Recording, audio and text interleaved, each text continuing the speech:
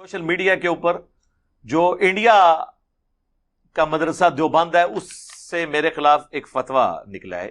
یہ کسی نے اس کے اوپر سوال لکھ کے یہ بھی یہاں پہ رکھا ہوا ہے. ان فتووں کی کوئی اہمیت نہیں ہے, یہ آپس میں ایک دوسرے کے بارے میں فتوے دیتے ہیں. مجھے بتائیں ان کو تو چھوڑ دیں, پاکستان میں, انڈیا میں, بنگلہ دیش میں, ایون افغانستان کو بھی شامل کر لیں, دو بھاری فرقے ہیں, باقی تو سارے ان کے مقابلے میں بہت چھوٹے ہیں. بریلوی اور دیوبندی یہ 8 سے 100 سال پہلے ایک دوسرے کو کافر ڈکلیئر کر چکے ہیں. تو میرے خلاف اگر کوئی فتویٰ آ جاتا ہے تو کون سی ایسی بات ہے؟ ہمارے کوئی 5 لاکھ علماء میرے ہاتھ پہ بیعت تو نہیں کیے ہوئے ہیں جس طرح مولانا فضل الرحمان صاحب کے ہاتھ پہ بیعت کیے ہوئے ہیں. 50,000 دیوبندیوں کی طرح میرے مدارس تو نہیں ہیں, نہ بریلویوں کی طرح ہزاروں مساجد اور مدرسے ہیں میرے اور لاکھوں علماء ہیں, نہیں.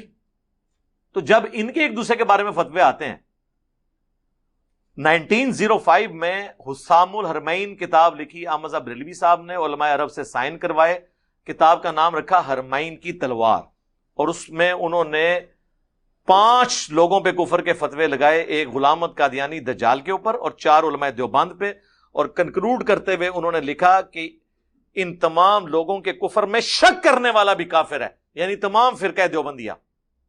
چلیں قادیانی کو تو ہم کافر مانتے ہیں, باقیوں کی بات ہو رہی ہے. اور انہوں نے کہا یہ مرتد ہیں, یعنی واجب القتل. اس کے جواب میں 1906 میں خلیل احمد سہارنپوری نے کتاب لکھی جس میں آلموسٹ 30 کے قریب اس زمانے کے علماء اور 20 آج کے علماء نے بھی, انکلوڈنگ تقی عثمانی صاحب اور اس زمانے میں اشرف علی تھانوی صاحب, انہوں نے سگنیچر کر کے 50 سے زیادہ علماء دیوبند نے اسے انڈورس کیا ہے کتاب کو. اشرف تھانوی صاحب کے سائن ہے باقاعدہ اس کتاب پہ. حسام الحرمین کے جواب میں لکھی المہند علی المفند, ہند کی تلوار ایک سٹھیائے ہوئے بابے کے اوپر.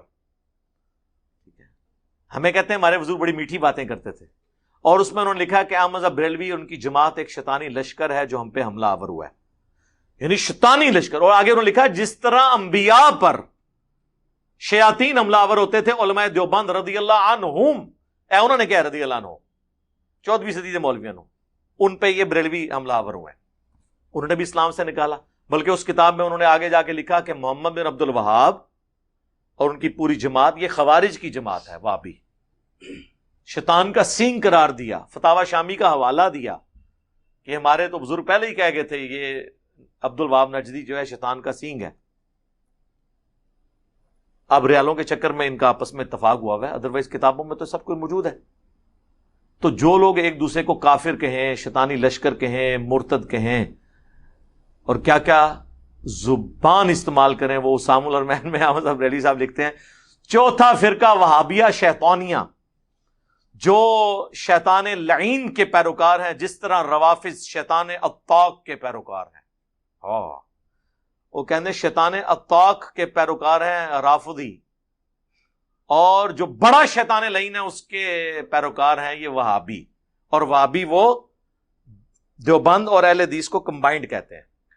اور یہ انہوں نے خود اس کی شرح بیان کی ہے احکام شریعت میں, جب ان سے پوچھا گیا کہ قادیانی اور وہابیوں کا ذبیحہ اس کے بارے میں آپ کیا فرماتے ہیں, تو احمد رضا بریلوی صاحب ارشاد فرماتے ہیں, وہ فرماتے ہیں کہ جی وہابی, پھر انہوں نے بریکٹ کھولی خود ہی, دیوبندی, اہل حدیث, قادیانی, قادیانیوں کو بیچ میں شامل کیا. یعنی کیا مطلب, ان کو قادیانیوں کی طرح بدتر کہہ دیا. یہ سب کے سب, اور بیچ میں لکھا رافضی, یہ سب کے سب 1,00,000 دفعہ بھی اللہ کا نام لیں کسی جانور پہ, وہ جانور مردار ہی رہے گا. البتہ یہود و نصارہ کا ذبیحہ حلال ہے. تو یہود و نصارہ کا ذبیحہ اگر حلال ہو اور اہل حدیث اور دیوبند اور شیعہ کا ذبیحہ حرام ہو, تو اس کا کیا رزلٹ نکلا کہ احمد رضا بریلوی صاحب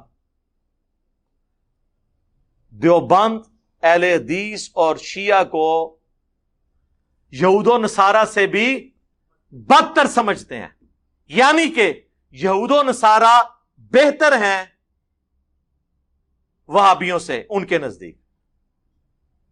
ہمیں کہتے ہیں, یہ کہتے ہیں جی قادیانی بہتر ہیں یہود و نصارہ سے. نہیں سر, میں رجوع کرتا ہوں, قادیانی بہتر نہیں یہود و نصارہ سے، بلکہ یہود و نصارہ بہتر ہیں دیوبند اور اہل حدیث اور شیعہ سے بقول اعلی حضرت کے. ہاں رجوع لینا چاہیے میرے کو، لو پھر رجوع، پھر اس قسم کے رجوع سامنے آون گے.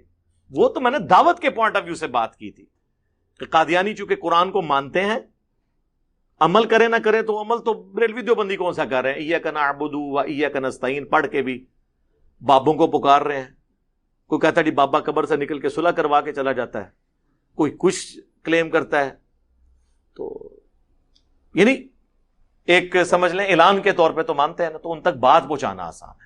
اللہ کا شکر ہے ہمارے اس پلیٹ فارم کی دعوت سے کتنے قادیانیوں نے اسلام قبول کیا ہے. اگر ہمیں چندہ اکٹھا کرنا ہوتا تو میرے پاس تو پوری زندگی کے لیے ذریعہ معاش موجود تھا کہ میں ان کی یہاں پہ لا کے ویڈیوز پروڈیوس کرتا. منتیں مارتے ہیں لوگ ود فیملی کے لیے، ہم ایک ویڈیو ریکارڈ آپ کے ساتھ کروانے کہ یار بھائی اللہ کے لیے ہوئے ادھر ہی رہو، حق قبول کیا اپنے گھروں میں رہو. کوئی کسی کو اعلان کر کے تو اس طریقے سے ضرورت نہیں ہے سامنے آنے کی. بس ٹھیک ہے آپ نے اللہ کے لیے کفر چھوڑ کے اسلام، نبی علیہ السلام کی غلامی اختیار کی ہے، اس دجال کو چھوڑ کے تو اللہ کے لیے کیا.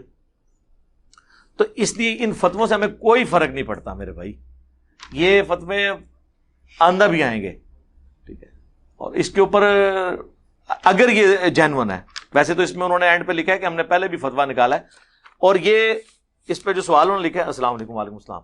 آپ سے متعلق مدرسہ دیوبند انڈیا والوں کا جو درج ذیل فتوی کفر آیا ہے اس کے بارے میں آپ کیا رائے ہے؟ یہ فتوی کفر نہیں سرکار، یہ میں نے پڑھا ہوا ہے، یہ فتوی کفر نہیں ہے، بلکہ اس میں انہوں نے کہا ہے کہ یہ اہل سنت والجماعت سے خارج ہے اور گمراہ ڈکلیئر کیا ہے، کافر نہیں انہوں نے ڈکلیئر کیا. اللہ کا شکر ہے. ہاں کافر نہیں ڈکلیئر کیا. احتیاط علماء پتہ نا احتیاط سے فتویٰ لکھتے ہیں. اہل سنت والجماعت سے خارج ہے، تو وہ تو اہل سنت والجماعت سے تو ان کو احمد بریلوی صاحب نے پہلے ہی خارج کر دیا تھا اسام الارمین میں، یہ تو خود خارج ہیں. ہاں اور انہوں نے احمد بریلوی کو نکالا اور ان دونوں نے مل کے اہل حدیث کو نکالا، اور سارے کہتے ہیں مجھے کیوں نکالا. ہاں ہاں یہ مولوی کہتے ہیں مجھے کیوں نکالا، اور ان سب کو پکڑ کے میں نے نکالا. کیوں نکالا؟ اس لیے کہ تم نے مکے مدینے کے نام پہ سواریاں بٹھائی تھیں اور جا کے انڈیا کے شہروں دیوبند اور بریلوی میں جا کے جو ہے نا وہ پھینک دی، اس لیے تجھے نکالا. جی ہاں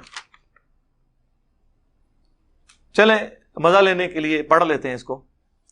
کیا فرماتے ہیں علماء دین کے ایک شخص مرزا انجینئر محمد علی جیلمی. اچھا نام بھی دیکھیں جان بوجھ کے اس طرح کے لکھیں گے، میں نے تو اپنے ساتھ کبھی جیلمی لکھا ہی نہیں ہے. میرا نام تو محمد علی مرزا ہے اور انجینئر ظاہر ہے میرا ایک پروفیشن ہے، اور اسی کی ایبریویشن ہے امام. امام وہ آپ والا امام نہیں، EMAM، انجینئر محمد علی مرزا. اپنے عقائد نظریات کی روشنی میں اہل سنت جماعت سے خارج ہے یا نہیں؟ مرزا جیلمی کے مختصر نظریات درج ذیل ہیں جو اس کی یوٹیوب ویڈیوز اور پمفلٹ میں بیان ہیں. اچھا جی یوٹیوب اور ویڈیوز میں ادھر پھر ریپیٹ کروں گا. میری ایک ویڈیو ہے YFIR کویسٹ ان لاہور ہائی کورٹ، 1.5 گھنٹے کی ویڈیو میں میرے خلاف آج تک جتنی ویڈیوز بنائی گئیں، بنائی جا رہی ہیں، بنائی جائیں گی، سب کا اصولی جواب میں نے پوائنٹس کی شکل میں دے دیا ہے کہ یہ طریقہ ہے آپ نے چیز کو جج کرنے کا. اس میں سب سے امپورٹنٹ ہے کہ پورا کانٹیکسٹ دیکھنا ہے، دوسرا اس ٹاپک کو بھی دیکھنا ہے کہ وہ ٹاپک کیا تھا، پھر اس سے ریلیٹڈ ساری چیزیں ایک جگہ جمع کرنی ہے، پھر میرا اسکول آف تھاٹ آپ کے سامنے آئے گا. چلیں لے لیتے ہیں. نبی کریم صلی اللہ علیہ وآلہ وسلم کے لیے معاذ اللہ چھوکرے کا لفظ استعمال کیا اور تنبیہ کرنے پر بھی اپنے بے بنیاد دفاع کیا ہے. میں نے استعمال نہیں کیا، میں نے یہ کہا کافر کہتے تھے. یہ ضد تو علماء یہود میں آئی ہے تو انہوں نے نبی کے سامنے ہوتے ہوئے ان کو ماننے سے انکار کر دیا. اللہ تعالیٰ ماتا نا ان الدین عند اللہ الاسلام، اللہ کے حضور تو صرف دین اسلام ہی ہے. وَمَخْتَلَفَ الَّذِينَ أُوتُوا الْكِتَابَ إِلَّا مِن بَعْدِ مَا جَاءَهُمُ الْعِلْمُ بَغْيًا بَيْنَهُمْ. اہل کتاب کے علماء نے یہ واضح علم آ جانے کے بعد جو نبی کا انکار کیا، بغیم بینہم، ضد کی وجہ سے کیا کہ ہم اس کے نیچے کیوں لگے، یہ ہمارے نیچے کیوں نہ لگے. اس لیے میں کہتا ہوں مولوی اتنی پیڑی شے اللہ دے بندے ہو کہ وقت دے پیغمبر دی گل کوئی نہیں سندا، تہاڈی میری کنے سننے. یعنی علماء یہود پروفٹ کے مقابلے میں کھڑے ہوئے تھے اور انہوں نے اپنی پبلک کی مت مار دی. 10 یہودی بھی ایسے نہیں تھے جو آپ پہ ایمان لائے ہوں آپ کی مبارک زندگی کے اندر. کیوں؟ بغیم بینہم. مولوی ان کے بڑے بڑے جو پادری بیٹھے ہوئے تھے وہ کہتے تھے یہ کل کا چھوکرا آ کے ہمیں بتائے گا. یعنی نبی علیہ السلام تو ان کے بچوں کی مانے دی تھے نا, عمر کے اعتبار سے دیکھا جائے. جہاں 70-80 سال کے بابے بیٹھے ہوں, وہاں ایک 40 سال کا بندہ اگر دعوت حق لانچ کرے, یا 50 سال, آپ علیہ السلام جب بھی نہیں مدینہ شریف میں گئے ہیں ہجرت کے وقت 52 ایئرس کے قریب ایج تھی, تو کس نے بات سننی ہے جناب؟ آج نہیں لوگ بات سن رہے. تو آپ یعنی یہ جو علماء کا فتنہ کتنا بڑا فتنہ ہے کہ اگر علماء ہردرمی پہ اتر آئیں تو وقت کے پیغمبر کی بات بھی کوئی نہیں سنتا. حضرت عیسیٰ علیہ السلام کے مقابلے پہ کون کھڑا ہوا تھا؟ علماء یہود. چلیں یہاں تو یہ تھا کہ نبی علیہ السلام بنو اسماعیل میں سے تھے اور یہودی جو بنی اسرائیل میں سے. حضرت عیسیٰ علیہ السلام تو آئے بھی خود یہودی نسل تھے, بنی اسرائیل تھے, ان کی بات بھی نہیں سنی, صرف اس لیے کہ انہوں نے غلطیاں ہائی لائٹ کی. آج بھی آپ مولویوں کی غلطیاں ہائی لائٹ کریں, ان کی دم پہ آپ پاؤں رکھ کے دیکھیں, نہیں بات مانیں گے. اور خود انہوں نے ہر طرف ادھم مچایا ہوگا, ہر ایک کی غلطی ہائی لائٹ کریں گے. اسی اور اصول اور مبادی کے اوپر جب آپ ان کی غلطی ہائی لائٹ کریں, وہ بات ماننے کے لیے تیار ہی نہیں ہوں گے. یہ میں نے بار بار اس کی کلیریفیکیشن دی ہے کہ قرآن حکیم بھرا ہوا ہے اس طرح کے الفاظ سے جو کافر نبی علیہ السلام کو کہتے تھے. کبھی کہتے تھے مجنون ہے, کبھی کہتے تھے دیوانہ ہے, کبھی کہتے تھے اسے پریشان خواب آتے ہیں, کبھی کہتے تھے اس نے ایک اجمی غلام رکھا ہوا ہے جو اسے پڑھاتا ہے, کبھی نبی علیہ السلام کی بیوی پہ تہمت لگاتے تھے. سب سے بڑھ کر وہ کہتے تھے اس پہ وہی نازل نہیں ہوئی, یہ جھوٹا ہے, نعوذ باللہ, یہ دعویٰ کرتا ہے نبوت کا, یہ نبی ہے نہیں. یہ سارے الفاظ ہوتے تھے. اور کافر جب اس طرح کی ڈسکشنز کرتے ہیں تو ان کو جب جنرلائز بیان کیا جاتا ہے نا, تو اس کے لیے کچھ چیز محاورتاً بات استعمال کی جاتی ہے. اور محاورتاً جب بات کافروں کے ریفرنس سے بیان کر رہے ہوتے ہیں آپ, تو وہ کافروں کا قول ہوتا ہے, وہ آپ نہیں کہہ رہے ہوتے. مثلا قرآن میں سورۃ الانبیاء کے اندر حضرت ابراہیم نے جو پورا پلان کیا تھا, بتوں کو توڑ کے پھر انہوں نے بڑے بت کے کندھے پہ کلاڑا رکھا, تو جب بعد میں وہ میٹنگ کال ہوئی نا بزرگوں کی, علماء کرام کی, ان کے بابوں کی, تو انہوں نے کہا کہ ہم نے ایک چھوکرے کے بارے میں سنا ہے جس کا نام ابراہیم ہے, وہ ہمارے بتوں کا ذکر کرتا تھا برائی کے ساتھ. اب آپ کہیں گے یہ لفظ موجود نہیں ہے, ظاہر ہے جی عربی میں تو 6 نہیں ہوگی نا, 6 ہے کہ بنی 6. وہاں پہ ہم نے ایک نوجوان کو سنا جو یہ کرتا تھا. تو نوجوان کے لیے ہمارے پنجابی زبان میں بھی چھور آیا, اور انہوں نے پکڑ کے نعوذ باللہ من ذالک, اور کہتے ہیں جی وہ آپ کو بھی ایک دفعہ کسی نے چھوکرا کہا تھا تو آپ برا مانے تھے. مجھے کہا تھا جاہل چھوکرا. آپ کہیں پڑھا لکھا مولویاں نو ناکوں چنے چوانے والا ایک چھوکرا. ہاں لیاؤ, میں اپنی زنانی نو ویڈیو دکھاؤں گا خوش ہو کے, خدا کے لیے. فی نفس سے یہ لفظ برا نہیں تھا, ویسے بھی کافروں کے ریفرنس سے بیان ہوا. اگر آپ اس کو برا بھی لینا چاہتے ہیں, پھر اللہ کی غیبی مدد ہمارے ساتھ آئی. چند دن پہلے پاکستان کے سب سے بڑے گول کیپر اہل حدیث کے قاری خلیل الرحمان حافظہ اللہ تعالی, جو سارے ٹی وی چینلز پہ آ کے فرقہ اہل حدیث کا دفاع کرتے ہیں, انہوں نے ایک سوال کے جواب میں کہا کہ جب کبھی بھی ان پہ جب اعتراض ہوا نا دیوبند کی طرف سے کہ اہل حدیث کے اوپر دیوبندی یہ باتیں کرتے ہیں, انہوں نے کہا اہل حدیث کو تو چھوڑیں, جب بھی کسی نبی نے اپنی قوم میں آ کے دعوت دی اور انہیں سچائی کی بات بتائی تو قوم کے بڑے اس نبی کے خلاف کھڑے ہو گئے اور انہوں نے کہا یہ کل کا چھوکرا آ کے ہمیں سمجھائے گا. دنیا میں آنے والے ہر پیغمبر کے ساتھ اس کی قوم نے جو پہلا اعتراض کیا بنیادی وہ یہی تھا کہ ہمارے باپ دادا پاگل تھے, انہوں نے کیا داڑیاں دھوپ میں سفید کی تھی, کیا ان کو کچھ پتہ نہیں تھا یہ کل کا چھوکرا آ کر ہمیں یہ سمجھانے لگا ہے دین, یہ کل کا چھوکرا آ کر ہمیں یہ سمجھانے لگا ہے دین, یہ کل کا چھوکرا آ کر ہمیں یہ سمجھانے لگا ہے دین. سیم لفظ انہوں نے تمام انبیاء کے بارے میں بولا, لیکن قاری خلیل الرحمان کو کسی نے نہیں کہا گستاخ, اور کہنا بھی نہیں چاہیے. اس کی وجہ ہے کہ وہ اوور آل ان کی پوری گمراہی کو سم اپ کر رہے تھے کہ واقعی پیغمبر بالکل چھوٹی عمر میں دعوت حق جب بلند کریں گے تو سفید داڑیوں والے انہیں اپنے بچوں کی مانند ہی دیکھ رہے ہوں گے نا, جو سورۃ الانعام میں کئی جگہ پہ آیا ہے, اے نبی یہ تمہیں اس طرح پہچانتے ہیں جس طرح اپنے بیٹوں کو. ظاہر نبی علیہ السلام کی عمر مبارک اور ان کی بابوں کی عمریں دیکھیں تو باپ بیٹے کی عمر کا فرق تھا.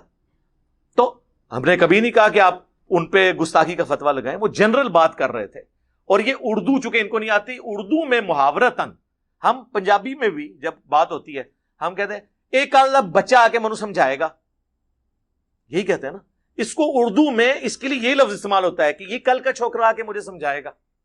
اور جب انبیاء کرام کے مخالفین انبیاء کو جب خطاب کرتے تھے اس طریقے سے ہی باتیں کی جاتی تھی. باقی اگر آپ کہیں آپ ایک ایک لفظ دکھائیں, نہیں, جنرل جب بات ہوگی وہ سارے الفاظ کا قرآن و حدیث میں رپورٹ ہونا ضروری نہیں, اوور آل ڈاکٹرین ہوتی ہے. ورنہ تو کئی ایک باتیں ان کے اپنے لوگوں نے بھی اپنی کتابوں میں لکھی ہوئی ہیں, ہم وہ کہیں کہ یہ بتائیں یہ لفظ کہاں پہ موجود ہے, اس طرح نہیں ہوتا.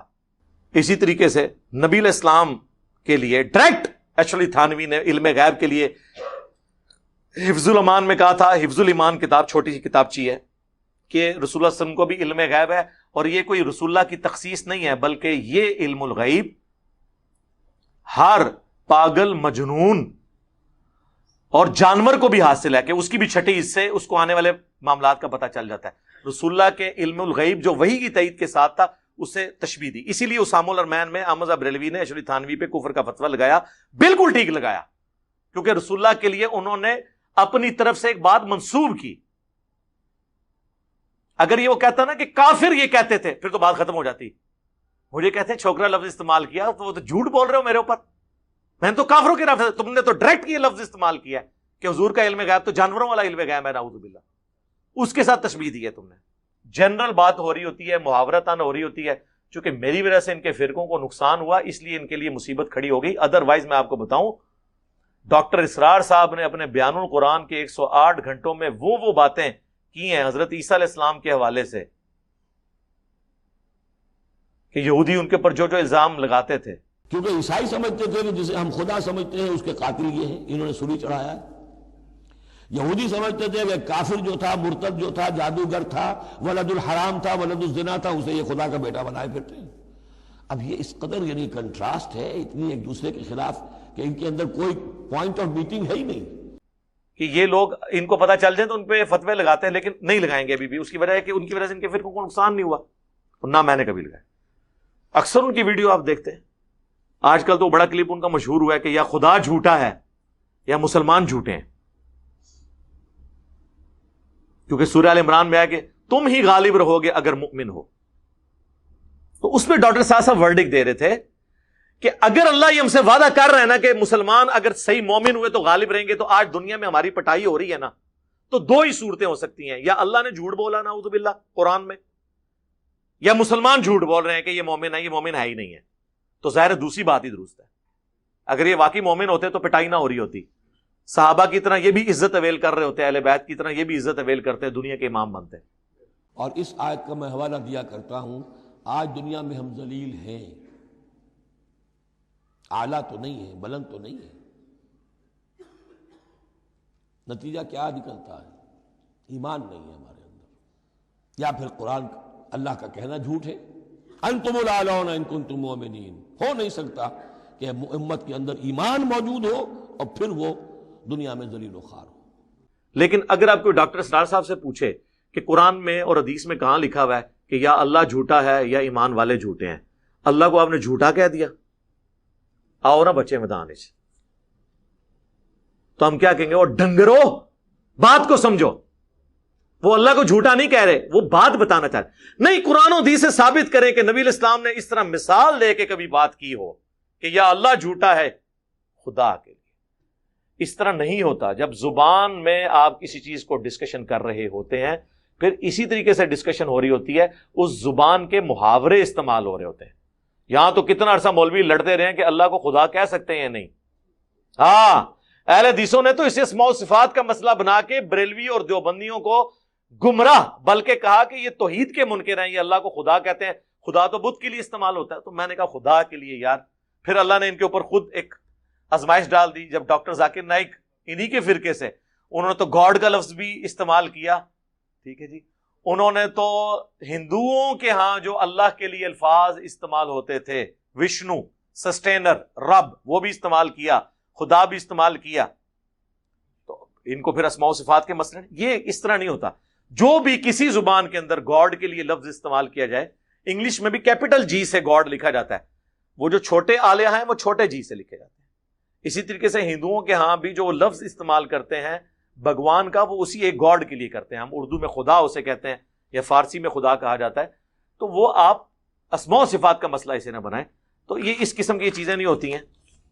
اچھا جی, صحابہ کرام پر کھلم کھلا تنقید کرتا ہے. نعوذ باللہ, ہم نے صحابہ کرام پہ کبھی بھی تنقید نہیں کی ہے. 2-3 بندوں کو صحابہ کرام آپ نے بنا دیا ہے. یہ تو اسی طریقے سے 2-3 پاکستانیوں کے اوپر کوئی تنقید کر کے باقی سارے پاکستانیوں کے فضائل بیان کرے تو آپ اسے کہیں گے کہ یہ پاکستان پہ حملہ کر رہا ہے. نہیں, وہ 2-3 بندوں پہ ہے نا, ان 2-3 بندوں کا کہا کریں. اور وہ تنقید خود نہیں کرتا, وہ کرتا ہے جو بخاری مسلم میں ان کے بارے میں احادیث موجود ہیں. اور وہ تنقید بھی برائے اصلاح ہو رہی ہوتی ہے, نہ کہ ان کی کوئی عزت کم کرنے کے لیے. ورنہ تو ہمارے پمفلٹوں میں ان بندوں کے ناموں کے ساتھ رضی اللہ عنہ لکھا ہوا ہے, چاہے حضرت معاویہ ہوں, حضرت مغیرہ ابن شعبہ ہوں, عمر بن عاص ہوں, رضی اللہ عنہم اجمعین. 3 بندوں کو صحابہ کرام آپ نے کہہ دیا. وہی صحابہ تو آپ خود کہتے ہیں 1 لاکھ سے زیادہ ہے, ان میں 3 بندوں کا تو آٹے میں نمک والا بھی معاملہ نہیں ہے. لیکن اگر یہی 3 بندے ان لوگوں کے خلاف ہوں جن کو ہم خلفائے راشدین مانتے ہوں, اور جامع ترمذی, ابو داؤد اور ابن ماجہ کی حدیث ہو, تم پر میری اور میرے خلفائے راشدین کی سنت لازم ہے, دین میں نئی نئی بدعتوں سے بچنا اور میرے خلفائے راشدین کی سنت کو لازم پکڑنا, تو خلفائے راشدین کے مخالفین کے اوپر اگر کوئی بندہ بات کرتا ہے تو وہ ذاتی بات تو نہیں کر رہا. حضرت علی کے مخالفین پہ جب ہم بولتے ہیں تو ہم حضرت علی کی فیور میں بول رہے ہوتے ہیں, ہم کو تھرڈ پارٹی نہیں ہوتے, ہم حضرت علی کی پارٹی بن کے بول رہے ہوتے ہیں. تھرڈ پارٹی تو تب ہوں جب ہم دونوں کے خلاف بول رہے ہوں. جب ہم حضرت علی کا ساتھ دیتے ہیں مخالفین کے خلاف تو ہم حضرت علی کی پارٹی کا حصہ ہیں اور ان صحابہ کا حصہ ہیں جنہوں نے حضرت علی کو خلیفہ چنا. اور وہ کون سے ہیں؟ وہ وہی ہیں جنہوں نے ابو بکر, عمر, عثمان کو چنا. تو ہم حضرت علی کے ساتھ ہی ہیں. مودودی صاحب پہ نا لوگ اعتراض کرتے ہیں, مودودی صاحب تفہیم القرآن میں جب بھی لکھتے ہیں نا اینڈ پہ کہتے ہیں میں یہ کہتا ہوں, تو وہ اپنی رائے دیتے ہیں. بالکل جھوٹ. وہ ہمیشہ اختلافی موضوعات پہ فقہی مسائل کو ڈسکس کرنے کے بعد تفہیم القرآن میں وہ لکھتے ہیں امام ابو حنیفہ کی یہ رائے ہے, امام شافعی کی یہ رائے ہے, امام مالک کی یہ رائے ہے, امام احمد بن حنبل کی یہ رائے ہے, امام سفیان ثوری کی یہ رائے ہے, باقی سارے ائمہ کی رائے لکھ کے اینڈ پہ وہ کہتے ہیں کہ میرے نزدیک اس مسئلے میں امام شافعی کی رائے زیادہ بہتر ہے. وہ جب یہ کہتے ہیں نا میں یہ کہتا ہوں کہ امام شافعی کی رائے بہتر ہے, تو وہ اپنی رائے نہیں دے رہے بلکہ امام شافعی کی سپورٹ کر رہے ہیں. اپنی رائے کون سی انہوں نے دے دی. ٹھیک ہے, جب ہم حضرت علی کے مخالفین کے بارے میں عمار ابن یاسر کا خطبہ پیش کر دیں, حضرت علی کی قنوت نازلہ والی روایتیں پیش کر دیں, تو ہماری تو اپنی رائے ہے ہی نہیں, ہم تو حضرت علی کی رائے پیش کر رہے ہیں. یہ کہانیاں کرانی بھی بند کرے اور میرا کربلا والا ریسرچ پیپر فوراً منگوا لیں, فری آئے گا آپ کے گھر. باقی تمام ریسرچ پیپرز بھی جی یہاں سے سب کو فری ملتا ہے, سینکڑوں لوگوں کو. صبح سے لے کے شام تک 9 سے 5 بجے تک روزانہ آپ کال کریں 032159000162. صرف آپ سے TCS دیں گے فری تمام ریسرچ پیپرز, کربلا والا, ساتھ مزید 8 ریسرچ پیپر, ٹوٹل 9, 3 اذکار کارڈ آپ کے گھر فری آ جائیں گے انشاءاللہ تعالی. تو آپ خود ہی پڑھ کے دیکھ لیں یہ کیا معاملات ہیں. خصوصاً سیدنا امیر معاویہ رضی اللہ تعالیٰ عنہ پر بدترین الزامات عائد کرتا ہے, نعوذ باللہ. ان کو بدعتی, باغی, گالی باز اور بے شمار الزامات لگاتا ہے. نہیں, میں نے کبھی الفاظ نہیں بولے. میں کہتا ہوں حدیث میں آیا ہے کہ عمار کو ایک باغی جماعت قتل کرے گی, عمار انہیں اللہ اور جنت کی طرف بلائے گا, وہ جماعت دوزخ کی طرف بلائے گی. اور یہ حدیث جب بھی میں نے بیان کی میں نے کہا کہ دوزخ کی جماعت نہیں, دوزخ کی طرف بلانے والی, وہ فیصلہ اللہ نے کرنا ہے. یہ صحیح بخاری 2812. تو یہ پھر مجھ سے پہلے امام بخاری کو آپ لوگ مجرم کیوں نہیں کہتے ہیں؟ اور یہ حدیث تو مسلم میں بھی ہے کہ عمار کو باغی جماعت قتل کرے گی, تو مجھے کیوں کہہ رہے ہیں؟ میں نہیں کہتا. یہ یہاں لکھنا چاہیے تھا کہ یہ بخاری مسلم سے وہ حدیثیں بیان کرتا ہے جس میں ان کو جو ہے نا وہ باغی اور ترمذی ابو داؤد میں آیا کہ جو خلفائے راشدین کے خلاف کھڑے ہوں گے وہ بدعتی ہوں گے, اور گالی باز میں وہ صحیح مسلم میں آیا ہے کہ لعن اللہ ابا التراب, اور امر معاویہ سعد ابن ابی وقاص کو حکم دیا, اور فلنگ دی بلینکس ابن تیمیہ نے منہاج السنہ میں کیا کہ سعد ابن ابی وقاص کو امیر شام نے حضرت علی پہ سب و شتم کا کہا, انہوں نے انکار کیا. یہ آپ یہ بتایا کریں. بے شمار الزامات, کوئی الزام نہیں لگایا. میں نے تو مسلم کی حدیث 4776 پیش کی تھی کہ ایک تابعی نے آ کے عبداللہ بن عمر بن عاص سے خانہ کعبہ کے سائے میں بیٹھے ہوئے تھے کہا تھا کہ آپ ہمیں اطاعت امیر کی حدیثیں سناتے ہیں, اور آپ کے چچا کا لڑکا معاویہ ابن ابی سفیان جو ہمارا حکمران ہے وہ تو ہمیں حکم دیتا ہے ہم لوگوں کو ناحق قتل کریں اور ان کا مال حرام طریقے سے لوٹیں, جبکہ اللہ کہتا ہے کہ ایک دوسرے کو ناحق قتل نہ کرو اور حرام طریقے سے ایک دوسرے کا مال ہڑپ نہ کرو. ہم اللہ کی اطاعت کریں یا معاویہ کی اطاعت کریں؟ سورہ نساء کی آیت نمبر 29 انہوں نے پڑھی. ہمارے حسن بھائی کہتے ہیں شکر ہے اگلی آیت نہیں پڑھ دی. وہ 30 نمبر بھی تھی کہ ایسے لوگوں کا ٹھکانہ جہنم ہے. 3 نمبر آیت. انہیں 29 ہی پڑھی. تو عبداللہ بن عمر بن عاص جو رشتہ دار بھی تھے حضرت معاویہ کے، ان کے باپ درستے راست رہے عمر بن عاص، خاموش ہو گئے. تھوڑی دیر بعد سر اٹھا کے کہا کہ معاویہ کی اطاعت کرو ان کاموں میں جس میں اللہ اور اس کے رسول کے مطابق چلائے، اور جس میں اللہ کی نافرمانی کا کہے تم اس کی نافرمانی کرو. تو جب یہ ہم بات کرتے ہیں تو یہ ہمیں الزامات لگا رہے یا یہ ایک تابعی الزامات لگا رہا ہے اور دوسرا صحابی اسے انڈورس کر رہا ہے، بجائے یہ کہنے کے کہ یار آندہ کے بعد تو نے انجینئر کی ویڈیو نہیں دیکھنی. یہ تو عبداللہ بن عمر بن عاص نے نہیں کہا، انہوں نے وہی بات کی جو بخاری مسلم میں حدیث ہے. مولا علی کہتے ہیں کہ نبی علیہ السلام نے کہا کہ حکمران کی اطاعت معروف میں ہے، منکر میں نہیں ہے. بڑی لمبی حدیث ہے. ایک انصاری کو حضور علیہ السلام نے ایک وفد کے اوپر امیر بنا کے بھیجا، راستے میں اس کو غصہ آیا، اس نے لکڑیوں کا ایک بہت بڑا الاؤ جلوایا، بخاری مسلم دونوں میں آتا ہے، اور کہا میں تمہارا امیر ہوں، میری اطاعت جو ہے وہ رسول اللہ کی اطاعت اور رسول اللہ کی اطاعت اللہ کی اطاعت ہے، کیونکہ نبی علیہ السلام نے یہ فرمایا ہوا ہے، لہذا تم اس میں کودو. انہوں نے کہا ہم آگ سے بچنے ہی کے لیے تو رسول اللہ کے قدموں میں حاضر ہوئے تھے، تو ہمیں اسی آگ میں دوبارہ دھکیل رہا ہے، ہم اس میں چھلانگ نہیں لگائیں گے. جب نبی علیہ السلام کے پاس مقدمہ واپسی پہ پیش ہوا، آپ نے فرمایا اگر تم اپنے امیر کی اطاعت میں آگ میں چھلانگ لگا لیتے تو جا کے جہنم کی آگ میں نکلتے. تو یار اس انصاری صحابی کی بھی تقلید واجب نہیں تھی، بلکہ تقلید نہ کرنا واجب تھا. تو تھوڑے بابے کدھر؟ بابے تے شاہی کوئی نہیں. اے نواں جملہ ہے مارکیٹ سے، بابے تے شاہی کوئی نہیں. جدو انصاری صحابی کے کہنے پہ آپ قرآن و سنت کے خلاف نہیں چل سکتے، اور حضور کہہ رہے ہیں تم نے جہنم میں جانا تھا اگر میرے اس صحابی کی اطاعت تم کرتے، کیونکہ وہ تمہیں غلط کام کی طرف بلا رہا تھا. تو اس کے اینڈ پہ حضور نے فرمایا اطاعت تو صرف معروف میں ہے، منکر میں نہیں ہے. تو یہ تو میرے بھائی بالکل واضح ہے. آگے چلتے ہیں جی. کیا کہتے ہیں؟ سیدنا علی کو روحانی طور پر پہلا خلیفہ کہتا ہے. اچھا جی، اس کے ساتھ آپ کو لکھنا چاہیے تھا کہ وہ حضرت ابوبکر، عمر، عثمان و علی چاروں کو خلفائے راشدین مانتا ہے، اور کہتا ہے خلافت 30 سال تک ہے، اس کے بعد کاٹ کھانے والی ملوکیت ہے. اور وہ گن کے بتاتا ہے ابو داؤد ترمذی سے کہ ابوبکر کے 2 سال، عمر کے 10 سال، عثمان کے 12 سال، اور علی کے 6 سال، جس میں 6 مہینے حسن ابن علی کے بھی ہیں. اور اس کے بعد وہ کہتا ہے کہ جی ابو داؤد میں لکھا ہوا ہے کہ بنو امیہ تو کہتے ہیں علی علیہ السلام خلیفہ ہی نہیں ہے، اور مولوی نے ترجمہ کیا علی رضی اللہ عنہ خلیفہ نہیں ہے، عربی میں تھا علیہ السلام. اور مولوی کہتا ہے نہیں، بنو امیہ تو حضرت علی کو خلیفہ مانتے تھے، وہ تو قصاص عثمان مانتے تھے. تو اس میں تو واضح موجود ہے وہ خلیفہ بھی نہیں مانتے تھے. اور پھر جواب میں حضور کے آزاد کردہ غلام وہ کہتے ہیں کہ ان کی پیٹھ سے جھوٹ ہے جو نکلا ہے. حق تو یہ ہے کہ ان کی اپنی بادشاہت بدترین ہے روئے ارض کے اوپر. اور مصنف ابن ابی شیبہ میں اور مسند ابی داؤد طیالسی کے اندر ہے کہ بدترین بادشاہ ہے، اور پہلا بادشاہ ان میں معاویہ ابن ابی سفیان ہے رضی اللہ عنہ. تو یہ بھی ساتھ لکھے نا. یہ میں نے مولانا اسحاق کو کوٹ کیا تھا اس حوالے سے کہ اس اعتبار سے روحانی خلیفہ ہیں حضرت علی کے خلفائے ثلاثہ ہر معاملے میں حضرت علی سے گائیڈ لائنز لیتے تھے. چیف جسٹس حضرت عمر کے دور میں کون؟ سیدنا علی. ہر معاملے میں وہ ان کو آگے رکھتے تھے اہل البیت ہونے کی وجہ سے. میں نے ان معنوں میں بات کی تھی کہ سنی شیعہ اپنا جھگڑا ختم کریں اور اس ٹاپک کے اوپر آ جائے کہ ٹھیک ہے اگر آپ کہتے ہو نا علی دا پہلا نمبر تو آپ کہیں کہ ٹھیک ہے روحانی اعتبار سے نبی علیہ السلام کے وہ جانشین ہے. ہاں لیکن پولیٹیکلی حضور کے خلیفہ صحابہ کے اجماع سے سیدنا ابو بکر ہے. اور اس میں میری ویڈیو بھی آ چکی ہے کہ رسول اللہ کا خلیفہ کون ہے. ہمارے نزدیک تو قرآن و سنت کے دلائل کی روشنی میں رسول اللہ کا اصل خلیفہ قیامت تک کے لیے قرآن ہے. یہ نبی علیہ السلام کے پولیٹیکل خلفاء ہیں، روحانی خلفاء ہیں. کیونکہ خلیفہ وہ ہوتا ہے جو زندہ ہو. اگر آج مجھے حضور کے خلیفہ تک پہنچنا ہے میں کدھر جاؤں؟ سارے فوت ہو چکے ہیں. اگر فوت ہونے سے مسئلہ ختم ہونا ہے تو حضرت ابوبکر صدیق 2 سال بعد فوت ہو گئے تو اینڈ رزلٹ تو یہ نکلا کہ حضرت ابوبکر سے بھی میں اکتساب نہیں کر سکتا، حضرت عمر سے بھی نہیں کر سکتا، عثمان و علی سے بھی کسی صحابی سے نہیں کر سکتا. فوت تو سارے ہو چکے ہیں نبی علیہ السلام کی طرح، اللہ کی جنتوں میں زندہ ہے. لیکن قرآن فوت نہیں ہوا، قرآن قیامت تک ہے. یہ اصل خلیفہ، اور اس میں میری ویڈیو ریکارڈ موجود ہے. تو یہ اس کو بالکل آؤٹ آف کانٹیکسٹ انہوں نے پیش کیا.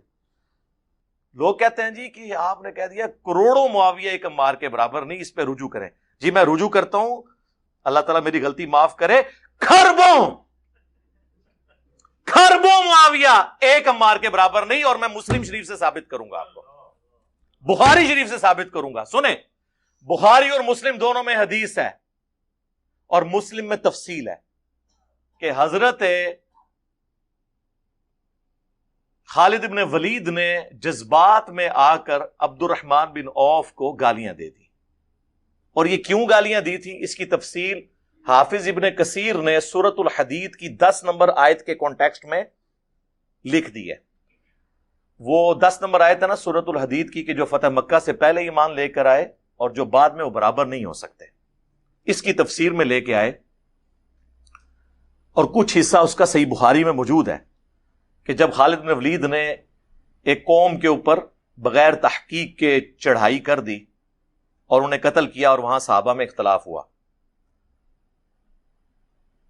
वो कबाइल उजड़ थे, अनपढ़ थे, आराबी थे, उन्होंने कहा हम अपने दीन से फिर गए, हम अपने दीन से फिर गए। और इससे मुराद वो ये कह रहे थे हम अपने बुत परस्ती के दीन से फिरे। खालिद बिन वलीद ये समझे ये कह रहे हैं हम इस्लाम छोड़ गए, कत्ल करना शुरू किया। बाकी साहबा ने मुखालफत की, उन्होंने अपने जो उन्होंने गिरफ्तार किए थे उन्हें कत्ल नहीं किया और कहा हम नबी इस्लाम के पास आएंगे। उस वक्त नारा बोला जाता था असलमना, हमने इस्लाम कबूल किया। लेकिन उन उजड़ लोगों को नहीं पता था। नबी इस्लाम के पास जब शिकायत आई तो आप जलाल में आपने 2 दफा हाथ उठा के कहा, ऐ अल्लाह, खालिद इब्न वलीद ने जो कुछ किया मैं इससे बरी हूं, मेरी कोई जिम्मेदारी नहीं जो इसने ये हरकत की है। इस मौके पर ही अब्दुर्रहमान बिन औफ और खालिद इब्न वलीद का झगड़ा हुआ था। ये हाफिज इब्न कसीर ने नकल किया। और मुस्लिम शरीफ में अल्फाज हैं कि खालिद इब्न वलीद ने जब अब्दुर्रहमान बिन औफ को गाली दे दी तो वो शिकायत लेके हुजूर के पास आए, आप अलैहिस्सलाम को जला लाया। आपने फरमाया, खालिद से फरमाया था, बरेलवी देवबंदी अहले हदीस शिया से नहीं, वो तो इनडायरेक्ट है, डायरेक्टली खालिद इब्न वलीद से कहा कि तुम अब ओहद पहाड़ के बराबर भी सोना खैरात कर दो। तो मेरे सहाबी ने एक मुद 600 ग्राम, आधा किलो गंदुम जो खैरात की थी उसे नहीं पहुंच सकते, उसके आधे को भी, यानी 1 पाव गंदुम मेरे अब्दुर्रहमान बिन औफ ने जो अल्लाह की राह में दी, खालिद इब्न वलीद तुम ओहद पहाड़ जितना सोना भी खैरात कर दो तो उसके बराबर नहीं हो सकते। ये आधी हदीस बयान करते हैं कि जी वो मेरे साहबा को बुरा मत कहो, ओहद पहाड़। ये मुस्लिम शरीफ में पूरी हदीस है, क्योंकि मुस्लिम की अगर हदीस बयान होगी तो फिर पता चलेगा कि नबी इस्लाम ने स्पेसिफिकली बाद में मुसलमान होने वालों को कहा कि तुम सीनियर मुसलमानों को गाली मत दो। फिर तो लोग पूछेंगे फिर बनु उमैया हजरत अली पे क्यों सबो शतम करती रही, जो सही मुस्लिम में है 6229 लान अल्लाहु अबू तुराब, अबू तुराब पर लानत हो। सबका तर्जमा मुस्लिम में खुद हुआ है लानत। फिर लोग ये भी पूछेंगे। मुस्लिम शरीफ में दूसरी हदीस, साद इब्न अबी वकास ने अमीर शाम के सामने कलमा हक बुलंद किया, हजरत अली को सब करने से इनकार किया। लोग ये भी पूछेंगे। तो इसलिए उन्होंने कहा यार आधी हदीस बयान करो, मेरे सहाबा को बुरा मत कहो। पूरी हदीस बयान नहीं की। अच्छा, अब वहां नबी इस्लाम ने क्या कहा, 1 पाव गंदुम मेरे सीनियर साहबी ने जो खैरात की, तुम अब ओहद पहाड़ जितना सोना खैरात कर दो, बराबर नहीं हो सकते। ओहद पहाड़ आपको पता है कितना है? 4.5 किलोमीटर पे फैला हुआ है, चटियल पत्थरों का पहाड़ है। उसकी आप डेंसिटी कैलकुलेट करें। मेरा तो कैलकुलेटर फेल हो गया था, किसी के पास सुपर कंप्यूटर है तो कैलकुलेट कर ले कि 4.5 किलोमीटर पे फैले हुए ऑलमोस्ट आधा किलोमीटर ऊंचे उस पहाड़ पत्थर की डेंसिटी कैलकुलेट करें, फिर उसके बराबर सोना और उसकी कीमत निकाले, और फिर दूसरी तरफ 1 पाव गंदुम की कीमत निकाले, तो सर ये अरबों नहीं खरबों की गेम निकलेगी। लिहाजा मैंने बुखारी और मुस्लिम से साबित कर दिया, और ये भी मैं अभी आगे चलूंगा। खालिद इब्न वलीद फतेह मक्का से पहले के मुसलमान हैं, लेकिन सुलह हुदैबिया के बाद हुए हैं।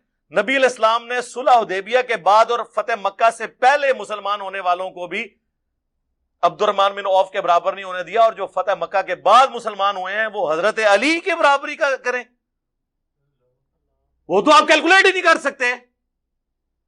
तो मैंने ये रुजू करता हूं, मैंने जो कहा था करोड़ों मुआविया, मैं कहता हूं खरब हा खरब मुआविया। 1 عمار ابن یاسر کے برابر نہیں ہے، اور میں نے بخاری مسلم سے ثابت کر دیا، جا کے سپر کمپیوٹر پہ کیلکولیٹ کروا لیں، ریشو پروپورشن نکال لینا قیمت کی، 1 پاؤ گندم کی قیمت اور 4.5 کلومیٹر پہ پھیلے ہوئے احد پہاڑ جو چٹیل پتھروں کا ہے اس کے برابر سونا کیلکولیٹ کریں. سر سونا تو 1 تولہ آج کل 1,15,000 تقریباً ہوا ہے، چلے موٹا کر کے 1 لاکھ بھی لگا لیں، اتنا تھا سونا 1 لاکھ کا ہے، تو لاکھ کا فرق تو یہی نکل آیا ہے. اتنی سی جگہ پہ، اتنی جگہ پہ 1 کروڑ معاویہ پورے ہو جائیں گے، اور 4.5 کلومیٹر پہ تو خربوں نہیں، خرب، ہاں خرب. اور علی کی تو بات ہی نہیں ہو رہی. علی کی کیسے بات ہوگی؟ علی کا نام لینا چھوڑ دیں آپ. سر علی کو کوئی نہیں پہنچ سکتا، ان کا تو ذکر ہی نہ کریں. سیدہ عائشہ کو ظالم کہتے ہیں، نعوذ باللہ. یار یہ جملہ لکھ کے آپ لوگوں کو اشتعال دلانا چاہتے ہیں. میں تو اس سے بڑی بات کرتا ہوں کہ بخاری میں حضرت عمار کا خطبہ ہے کہ لوگوں اللہ نے تمہیں آزمایا ہے، ایک طرف عائشہ دنیا اور آخرت میں تمہارے نبی کی بیوی ہیں، لیکن اللہ دیکھے گا تم اللہ کی اطاعت کرتے ہو یا عائشہ کی. یعنی انہوں نے تو اللہ سے جنگ قرار دے دیا، حالانکہ وہ حضرت علی سے جنگ تھی. کیوں؟ اطیعوا اللہ و اطیعوا الرسول یا ایھا الذین آمنوا اطیعوا اللہ و اطیعوا الرسول و اولی الامر منکم. حکمران وقت کی اطاعت اللہ رسول کی اطاعت ہے قرآن و سنت کے اندر.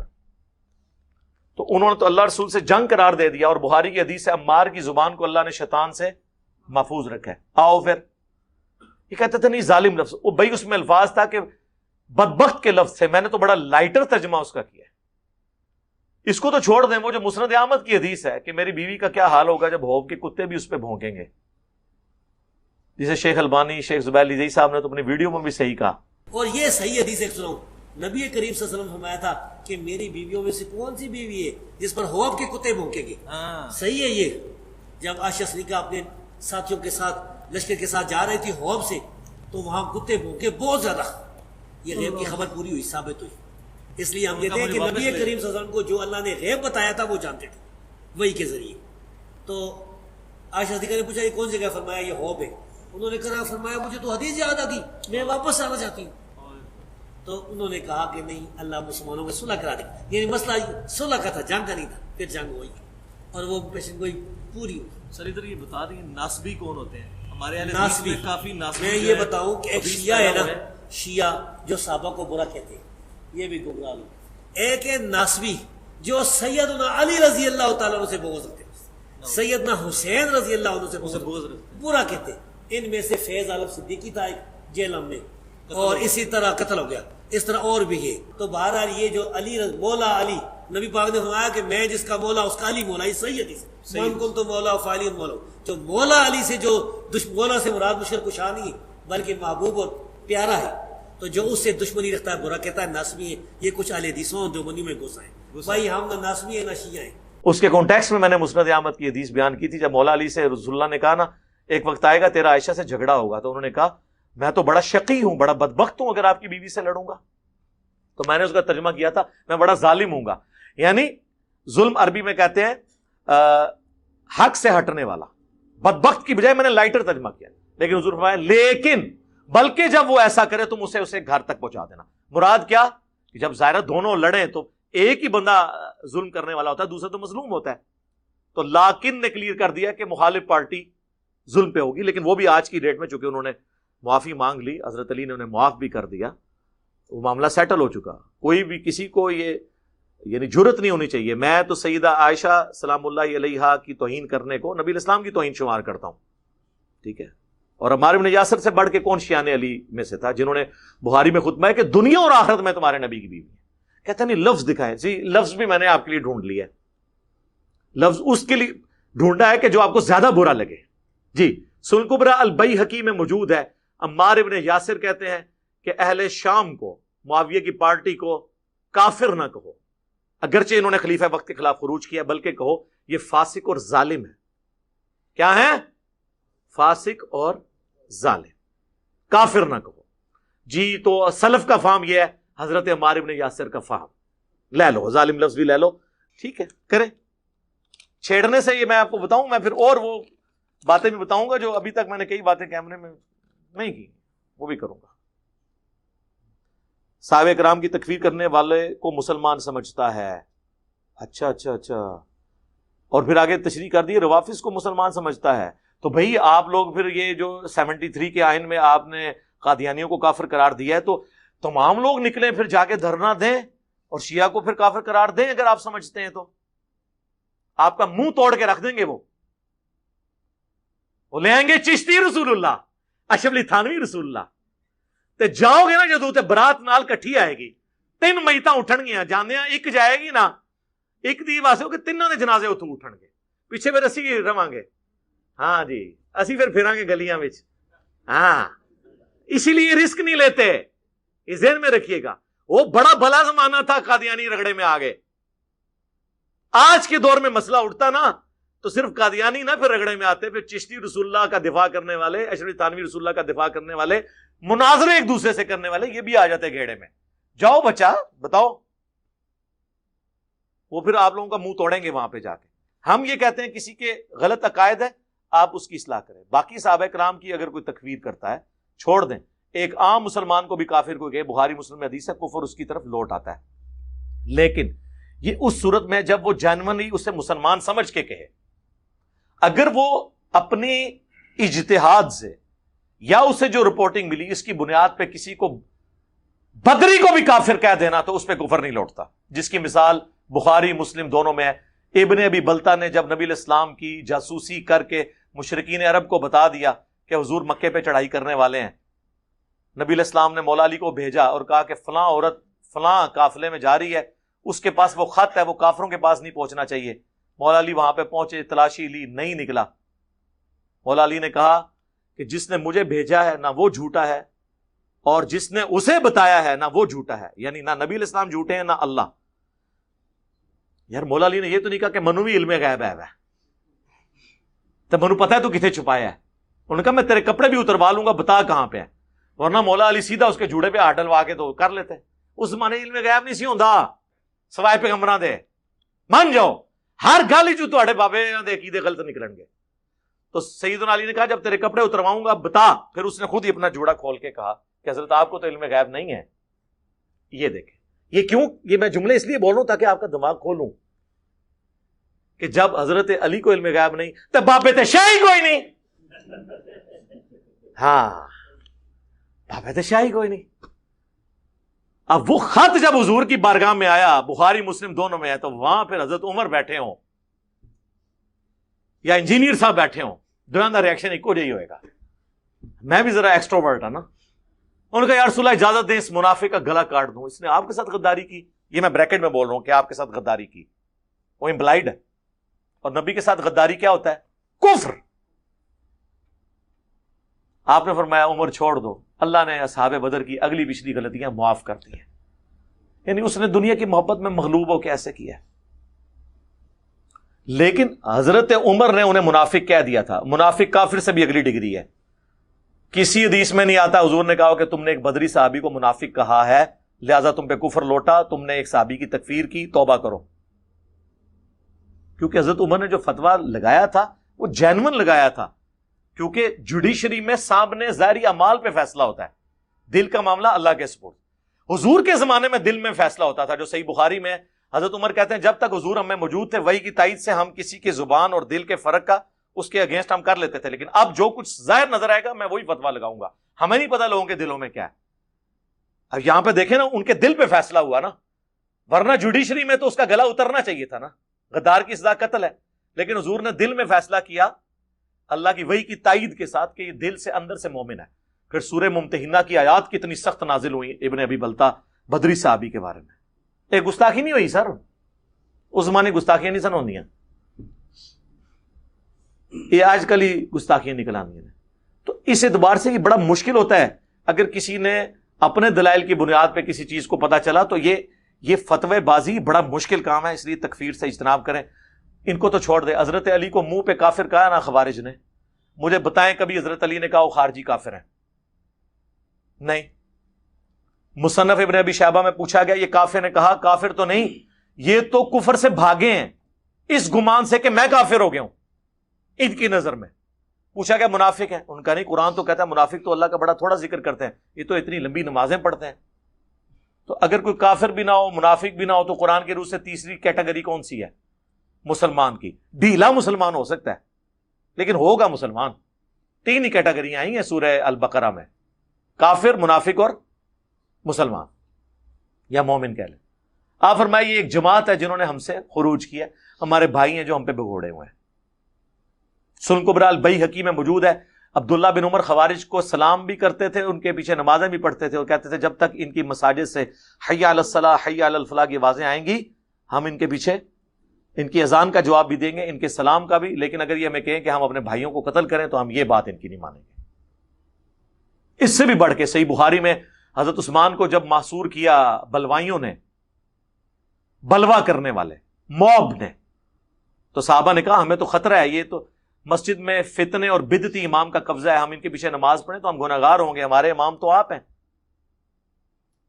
تو حضرت عثمان نے کہا نیکی کے کاموں میں ان کا ساتھ دو، برائی میں ان سے الگ رہو.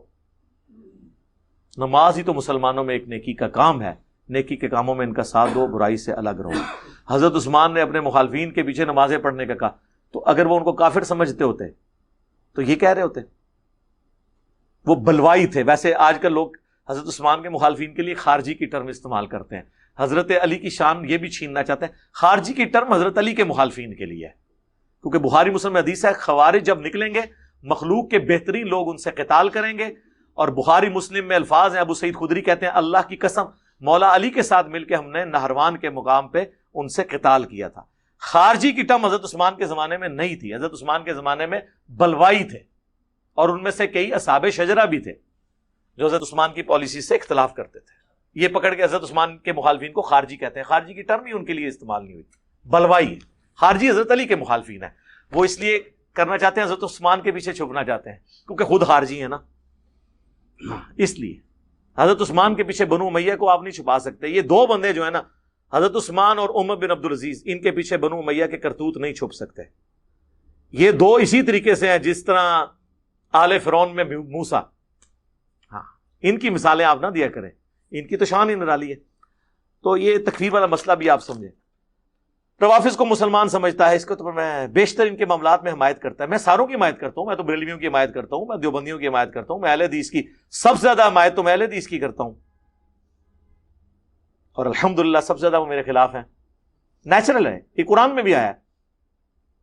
مجھے بتائیں مسلمان یہودیوں کے زیادہ قریب تھے یا بت پرست مشرکین یہودیوں کے زیادہ قریب تھے؟ مسلمان. لیکن یہودی کہتے تھے مسلمانوں سے تو مشرک بہتر ہیں. کیوں؟ کیونکہ ان کی چودراہٹ مسلمانوں کی وجہ سے سٹیک پہ لگی تھی. ان کو نہیں نظر آیا کہ مسلمان تو موسیٰ کو پیغمبر مان رہے ہیں اور مشرکین عرب تو آسمانی پیغمبروں کو مانتے ہی نہیں ہیں. لیکن ان کو پتا تھا کہ مشرکین عرب سے یہودیوں کو کوئی فرق نہیں پڑنا، لیکن مسلمانوں سے یہودیت کو فرق پڑے گا. اہل حدیثوں کو بھی پتا چلا ہے کہ بریلویوں سے، شیعہ سے، اہل حدیث کو کوئی فرق نہیں پڑنا دیوبندیوں سے. لیکن انجینئر صاحب جو باتیں کر رہے ہیں اس سے ہمارا فرقہ، وہ میں نے پہلے کو بتایا 2 فرقے مک گئے ہیں. ہاں ختم. یہ میری آپ پروفیسی یاد رکھیے گا علی وجہ بصیرت، کہ جب سے ہماری یہ دعوت لانچ ہوئی ہے کوئی بھی بریلوی دیوبندی اہل حدیث نہیں ہوا اس کے بعد. اب جتنے یہ نسلی ہیں، جتنے عرصہ یہ نسل چلے گی، کیونکہ اب جو کوئی بریلوی دیوبندی تحقیق شروع کرتا ہے وہ اہل حدیث نہیں ہو سکتا. کیوں؟ یہاں تو یزید کو بڑھا چڑھا کے پیش کرتے ہیں، حسین کو باغی کہتے ہیں، علی کو نیچے کرتے ہیں، بنو امیہ کو اوپر کرتے ہیں. تو وہ سوچتا ہے کہ اگر میں نے بریلویت اور دیوبندیت چھوڑی ہے بخاری مسلم کی وجہ سے، تو بخاری مسلم میں جو بنو امیہ کے خلاف باتیں ہیں میں وہ کیوں نہ مانوں، خالی رفع دین کی شروع کروں. اس لیے سب زیادہ اہل حدیث کے، یہ میں آپ کو ٹروتھ ریویل کر رہا ہوں، لوگ کہتے ہیں اہل حدیث 99 مسائل اہل حدیث کے آپ والے ہیں، پھر یہ مخالف کیوں ہیں؟ اس لیے کہ افیکٹو وہ ہیں، ان کے فرقے میں اب اضافہ نہیں ہوگا. بریلوی دیوبندی تو اتنے ہیں کہ ان کی مائیں روزانہ اتنے بریلوی دیوبندی اور پیدا کر دیتی ہیں جتنے ان کو چھوڑ کے جاتے ہیں. لیکن اہل حدیث تو بیچارے تھوڑے نو روڑا. اور دوسرا فرقہ شیعہ دا. شیعہ میں اب جتنا پڑھا لکھا طبقہ ہے نا، وہ متنفر تھا ان کی بدعات سے، ان کے ماتموں سے، ان کے جھولوں سے، اور ان کے صحابہ کرام کے بارے میں روڈ لینگویج یوز کرنے سے. ہاں بنو امیہ والا مقدمہ ان کا جینون تھا، وہ ہم نے مان لیا، اس لیے لوگ، اللہ کا شکر ہے. تو ہم ہر ایک کا ساتھ دیتے ہیں کیونکہ ہمارے نبی نے ہمیں بتایا ہے کہ ابو ہریرہ رضی اللہ تعالیٰ عنہ کو صحیح بخاری میں آتا ہے کہ انسانی شکل میں آ کر شیطان نے وظیفہ دیا تھا آیت الکرسی کا کہ صبح تک فرشتہ تیری حفاظت کرے گا. نبی علیہ السلام نے فرمایا 3 دنوں سے جو تیرا مہمان انسانی شکل میں ہے جھوٹا لیکن بات سچی کی ہے. تو بریلوی، دیوبندی، اہل حدیث، شیعہ اپنے کئی معاملات میں جھوٹے ہیں، اپنے عقائد کی خرابیوں کے باوجود کئی باتوں میں درست بھی ہیں. ان کو میں درست کہتا ہوں، جہاں پہ وہ غلط ہے میں ان کو غلط کہتا ہوں. تو میں اللہ کا شکر سب کی حمایت کرتا ہوں سچائی میں. محدثین پر احادیث چھپانے کا الزام لگاتا ہے. الزام کہاں سے لگا رہا ہوں میں نے تو آپ کو پریکٹیکلی ثبوت دے دیا ہے، اور اس کے بعد ان کی میں نے کوئی توہین نہیں کی ہے. ظاہر ہے کہ جب حکومت ہو بنو امیہ اور بنو عباس کے پاس تو اعلان حق بلند کرنا تو مشکل ہوتا ہے. اور میں نے آپ کو ثبوت دیا کہ امام ابو داؤد صحیح حدیث ہے 4131 ابو داؤد میں، مقدام بن مادی کرب کو جب امیر شام نے کہا کہ حسن فوت ہو گئے ہیں تو وہاں پہ وہ لکھتے ہیں ایک مرد نے کہا کہ تم حسن کے مرنے کو مصیبت سمجھتے ہو. تو مقدام کو پھر غصہ آیا، انہوں نے کہا کہ میں کیوں نہ حسن کی موت کو مصیبت سمجھوں. نبی علیہ السلام تو ایک طرف حضرت حسن کو اپنے اس پہ بٹھاتے تھے زانوں کے اوپر، کہتے تھے حسن مجھ سے ہے، حسین علی سے ہے، تو میں اس کے مرنے کو مصیبت نہ سمجھوں. تو ابو داؤد نے لکھا قال رجل، لیکن امام احمد نے لکھا قال معاویہ. یہ معاویہ نے کہا تھا کہ حسن کا مرنا کون سی مصیبت ہو گیا. تو پھر میں نے کہا کہ امام ابو داؤد نے صرف یہ یہاں پہ نہیں کیا، بلکہ ابو داؤد میں حدیث ہے جب فلاں شخص فلاں کو ملنے کوفے آیا تو حضرت علی پہ سب و شتم کروایا. وہ فلاں فلاں انہوں نے لکھا، تو میں نے بتایا کہ امام ابو داؤد نے لکھا ہے، لیکن سنن نسائی الکبریٰ میں امام نسائی نے لکھا ہے جب حضرت معاویہ حضرت مغیرہ ابن شعبہ کو ملنے کوفے آئے تو انہوں نے خطبہ مقرر کی حضرت علی پہ سب و شتم کے لیے. تو میں نے یہ آپ کو پریکٹیکلی ثابت کی ہے، الزام نہیں لگایا. الزام تو ہوتا ہے جو جھوٹا ہو. میں نے آپ کو بتایا کہ پریکٹیکلی ایسا ہوا ہے، لیکن اس کے بعد کسی کی توہین ہم نے نہیں کی ہے. ہمارے لیے تو یہ کافی ہے کہ انہوں نے فلاں کے ساتھ بھی روایتیں لکھ دی ہیں، ہم آپ کو بتا سکتے ہیں. امام بخاری نے حضرت علی علیہ السلام کے بارے میں لکھا، چلے سنیں کہ حضرت علی رضی اللہ تعالیٰ علیہ السلام جب کوفے میں شفٹ ہوئے تو وہ اپنے چبوترے پہ بیٹھ کے لوگوں کو دینی مسائل سکھایا کرتے تھے. زور کی نماز پڑھی اور پھر عصر تک وہ مسائل سکھاتے رہے. شیعہ سے بھی میں کہتا ہوں کہ زور اثر جمع کرنا جائز ہے، الگ وقت میں پڑھنا افضل ہے. اور یہ شیعہ کے خود اپنے جواد نقوی صاحب کا بھی کلپ آیا تو یہ ان کے لیے بھی پھکی ہے. اس میں حضرت علی نے زور اثر الگ الگ وقت میں پڑھی ہے.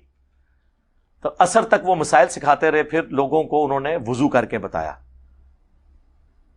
وضو کیا، اس میں الفاظ ہیں کہ چہرہ دھویا، پھر دونوں ہاتھ کونیوں تک دھوئے. آگے آ کے راوی کے الفاظ ہیں کہ پھر راوی نے سر اور پاؤں کا بھی ذکر کیا.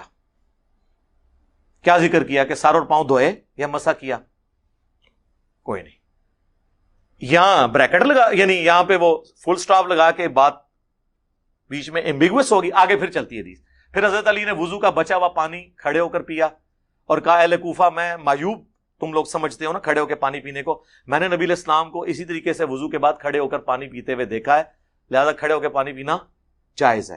اسی حدیث کی بنیاد پہ ہم مسلم کی اس حدیث کو منسوخ سمجھتے ہیں جو نبی علیہ السلام نے فرمایا کہ جو کھڑے ہو کر پانی پیے وہ کیا کر دے. وہ حدیث منسوخ ہے، بعد میں حضور نے اجازت دی اور یہ بہت بڑی امت کے لیے ایک سہولت ہے. عمومی عمل بیٹھ کے ہی پانی ہے، لیکن کھڑے ہو کے پینا بھی سنت ہے. اور اس میں یہ بھی قید نہیں کہ وضو کا بچا ہوا ہو یا نہ ہو. وضو کا بچا ہوا کوئی زمزم تو نہیں بن جاتا، وہ بھی پانی ہے. حضرت علی نے مطلقاً ذکر کیا. اب یہ اتنی لمبی حدیث میں وضو کا جب طریقہ آیا نا، وہاں پہ صحیح بخاری میں آتا ہے کہ حضرت علی نے چہرہ دھویا، دونوں ہاتھ کونیوں تک دھوئے. اس کے بعد آتا ہے پھر سر اور پاؤں کا ذکر کیا. راوی نے کیا ذکر کیا؟ دھوئے کے مسا کیا. یہی تو رولا بڑے ہیں. سنی یہ مسئلہ یہ حل ہو جائے کہ مولا علی نے وضو کیڑا کیتا سی. وہ مسند ابی داؤد طیالسی کے اندر سیم 100% یہی سند ہے جو امام بخاری کی ہے، بلکہ اس سے بھی اعلی سند ہے. امام بخاری اور حضرت علی کے درمیان جتنے واسطے ہیں نا، ان میں سے ایک واسطہ کم ہے، باقی 100% ڈیٹو کاپی ہے اس سند کی. وہی 100% سند ہے، ایک لفظ کا بھی فرق نہیں ہے. وہاں پہ موجود ہے کہ حضرت علی نے چہرہ دھویا، دونوں ہاتھ کونیوں سمیت دھوئے، پھر سر کا مسح کیا اور پھر پاؤں کا مسح کیا. چہرہ دھویا، دونوں ہاتھ کونیوں سمیت دھوئے، پھر سر کا مسح کیا اور پھر پاؤں کا مسح کیا. جبکہ صحیح بخاری میں کیا ہے کہ چہرہ دھویا، دونوں ہاتھ کونیوں تک دھوئے، پھر راوی نے سر اور پاؤں کا بھی ذکر کیا. کیا ذکر کیا نہیں لکھا ہوا. تو ایک جگہ کہیں حدیث چھپتی ہے، دوسری جگہ آ جاتی ہے. یہ چھپانے کا الزام نہیں ہے، ریالٹی ہے. اور اس کی وجہ سے کوئی بندہ زیرو سے ملٹیپلائی نہیں ہو گیا، یہ ذہن میں رکھیے گا. پتہ نہیں کیا مجبوریاں ہوں، کیا معاملات ایسے ہوں، اس لیے آپ چیزوں کو سمجھا کریں. تو میں یہ کوئی الزامات نہیں لگاتا، میں پریکٹیکلی بتاتا ہوں. اور اس کے بعد یار اگر میں ان لوگوں کو نعوذ باللہ سے نفرت کروں تو میں ان کی کتابیں یہاں پہ رکھوں یار. ہم سے پہلے تو بخاری مسلم کو جانتا ہی کوئی نہیں تھا. مولوی بھی خالی آپ پہ روب ڈالتے تھے ہر حدیث کے آگے بخاری شریف، نہ انہوں نے کبھی بخاری سے کوئی نمبر بتایا. ٹھیک ہے جی. ہمارے جا کے کالج اسکول میں پڑھایا جاتا تھا کہ بخاری کوئی ہوتی ہے. میں نے انجینئرنگ یونیورسٹی میں پہلی دفعہ بخاری دیکھی تھی، انجینئرنگ یونیورسٹی میں جا کے. یہ میں آپ کو 95 کی بات کر رہا ہوں. زمانے میں تو آپ سوچ سکتے ہیں نا، آج ہمارے بچوں کو بھی پتا ہے کہ بخاری شریف میں کیا لکھا ہوا ہے. بخاری میں 2812 کیا ہے؟ عمار کو باغی جماعت قتل کرے گی. مسلم میں 240 علی سے محبت نہیں رکھے گا مگر مومن، علی سے بغض نہیں رکھے گا مگر منافق. نمبروں کے ساتھ حدیثیں پتہ ہے. تو ہمیں کوئی کہے گا کہ ہم نعوذ باللہ محدثین پہ قادیانیوں کو صرف اس لیے کافر کہتا ہے کہ وہ اسے کافر سمجھتے ہیں. شکر ہے جی آپ نے یہ سچی بات لکھی ہے کہ میں قادیانیوں کو کافر سمجھتا ہوں. ابھی تک تو کہہ رہے تھے قادیانیوں کو کافر نہیں سمجھتا. اچھا دوسرا یہ آدھا جملہ ہے، یہ میں نے تعلیق بالمحال پیش کی تھی، یہ قرآن میں بھی ہے. قل ان کان للرحمن ولد فانا اول العابدین. اے نبی تم فرماؤ بالفرض اگر اللہ کا کوئی بیٹا ہوتا تو سب سے پہلے میں اسے پوج رہا ہوتا. تو اس کا کیا مطلب ہے کہ قرآن یہ کہنا چاہتا ہے کہ اللہ کا بیٹا ہے؟ اسے کہا جاتا ہے تعلیق بالمحال. چونکہ وہ پاسبل نہیں لہذا یہ بھی پاسبل نہیں. میں نے یہ آیت کوٹ کر کے کہا تھا میں بھی آپ کے سامنے ایک تعلیق بالمحال رکھتا ہوں کہ اگر قادیانی مجھے مسلمان سمجھ لیں تو میں بھی انہیں مسلمان سمجھ لوں گا. جس طرح قرآن کہتا ہے کہ اگر اللہ کا کوئی بیٹا ہوتا تو رسول اللہ اس کی عبادت کرتے. تو اللہ کا تو بیٹا ہونا ہی نہیں ہے، لم یلد ولم یولد. اور پھر میں نے کہا تھا یہ میں انٹلیکچوئل جملہ بول رہا ہوں اس لیے کہ تاکہ آپ کو بتاؤں کہ قادیانی کس طرح بھاگتے ہیں اس جملے سے. وہ مظلوم بنے ہوئے ہیں حالانکہ ظالم ہیں. ہمیں کہتے ہیں ہم ان کی تکفیر کرتے ہیں، وہ ہم سب کی تکفیر کرتے ہیں. تو میں نے کہا تھا کہ اس جملے کی آپ انٹینسٹی کو سمجھیں کہ قادیانی جب مجھے مسلمان سمجھیں گے تو اس کا کیا مطلب ہے کہ غلام احمد قادیانی کو وہ پیغمبر نہیں مانیں گے، کیونکہ ایک پیغمبر کا انکار بھی سارے پیغمبروں کا انکار ہے. تو میں تو غلام احمد قادیانی کو دجال سمجھتا ہوں. تو اگر قادیانی مجھے کہیں کہ غلام احمد قادیانی کو دجال مانتے ہوئے بھی آپ ہمارے مسلمان بھائی ہیں، تو اس کا مطلب کیا ہے کہ غلام احمد قادیانی پیغمبر نہیں ہے. مجھے کوئی آگے کہے کہ میں رسول اللہ کو نہیں مانتا تو مجھے مسلمان مانو، میں کہوں گا نہیں. اور اس پہ میں نے کتنے قادیانیوں کو بھگایا ہے، ہمارے اسٹوڈنٹس نے بھگایا ہے. میرے پاس 8-10 سال پہلے آئے کچھ قادیانی، ان کے دھوکے میں نے سامنے جب رکھے، کہتے ہیں آپ کو کیا مسئلہ ہے؟ میں نے کہا آپ مجھے کافر ہیں. نہیں آپ مسلمان ہیں. میں نے کہا اپنے مربی سے لکھوا کے لاؤ. اور میں نے ادھر ہی کہا تھا قیامت تک نہیں آؤ گے. ٹائم قیامت تک ہے، جیسا کراچی والے مفتی کو ٹائم دیا نا قیامت تک کے لیے. یہ محاورتاً ہوتا ہے کہ کبھی نہیں آؤ گے. تو میری کرامت ہے 10-11 سال ہو گئے واپس نہیں آئے، کیونکہ کوئی مربی یہ لکھ کے نہیں دے گا. کیونکہ اگر مجھے مسلمان مان لیں تو غلام احمد قادیانی کو ان کو ماننا پڑے گا، پیغمبر نہیں، کیونکہ پیغمبر کا انکار کرنے سے تو کوئی مسلمان نہیں رہتا نا. تو انٹلیکچوئل جملہ تھا، آدھا کاٹا انہوں نے. تو یہ تعلیق بالمحال قرآن سے میں نے پیش کی ہے. سورہ الاعراف میں آیا کہ اس وقت تک کافر اور منافق جنت میں داخل نہیں ہوں گے جب تک کہ سوئی کے ناکے سے اونٹ نہ گزر جائے.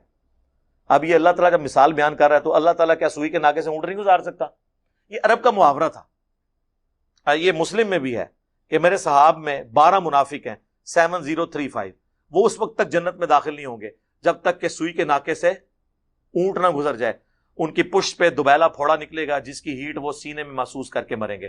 اور میں نے آپ کو نہیں بتانا کہ کن کی موت دوبیلا پھوڑے سے ہوئی ہے، یہ پھر بعد میں مجھ سے پوچھتے ہیں، یہ میں نے نہیں بتانا. بہرحال میں نے بتایا کہ یہ مثال سورۃ الاعراف کی حضور نے بھی پیش کی. اب اس کے بعد کوئی کہے کہ جی قرآن نے یہ کہہ دیا کہ قیامت والے دن سوئی کے ناکے سے اونٹ گزرے گا اور سارے کافر جنت میں چلے جائیں گے.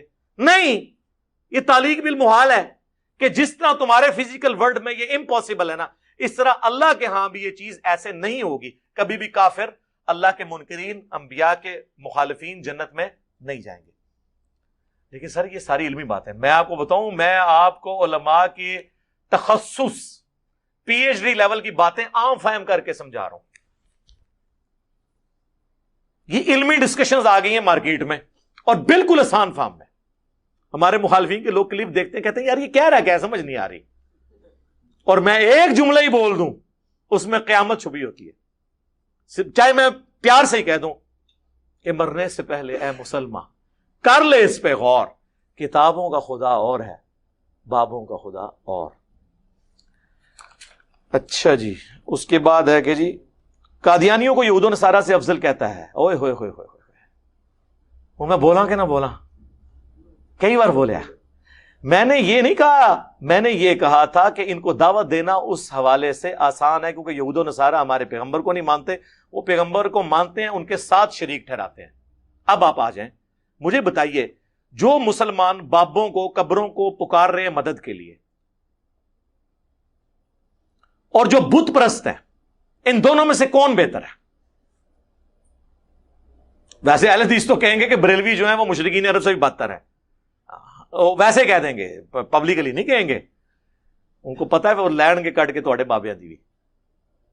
تو ظاہر ہم کہیں گے جو کلمہ کو مسلمان نبی علیہ السلام کو مان رہا ہے وہ اس بت پرست بت سے مانگنے والے سے بہتر ہے, اس لیے کہ اس میں اصلاح کی گنجائش ہے. اسی طریقے سے قادیانی ہمارے نبی علیہ السلام کو مانتے ہیں, اس کے بعد انہوں نے ایک جھوٹی نبوت کلیم کی, نبی کے ساتھ شرک کیا, جس طرح ہمارے کئی مسلمان اللہ کے ساتھ شریک کر کے. جب آپ یہ کہیں کہ عبد القادر جیلانی نے روح کھولی اسرائیل کو لوں, اور اللہ تعالیٰ کہہ رہا پیچھے ہوں عبد القادر بھی پی گیا ہے. عبد القادر دیا میں گلاں سناواں اپنے بابے دیاں تے تواں پٹھا کر کر کے ماراں. میں تو اللہ دی قسمیں ڈردا جڑیاں گلاں بابے غوث پاک نے فرمائیاں. آپ دا ایک مرید ہو گیا فوت, ہن سنو, فرماتے ایک بندہ فوت ہو گیا تو اس کی قبر میں جب فرشتے اس کو عذاب دینے لگے نا گر سے, تو بابا اور چلے گئے قبر. ہن مرزا جیلمی بولے گا او جی غوث پاک کہاں سے چلے گئے؟ ایک کتے دے دماغ میں جو پاؤنک تو سوا ککھ نہیں آؤں,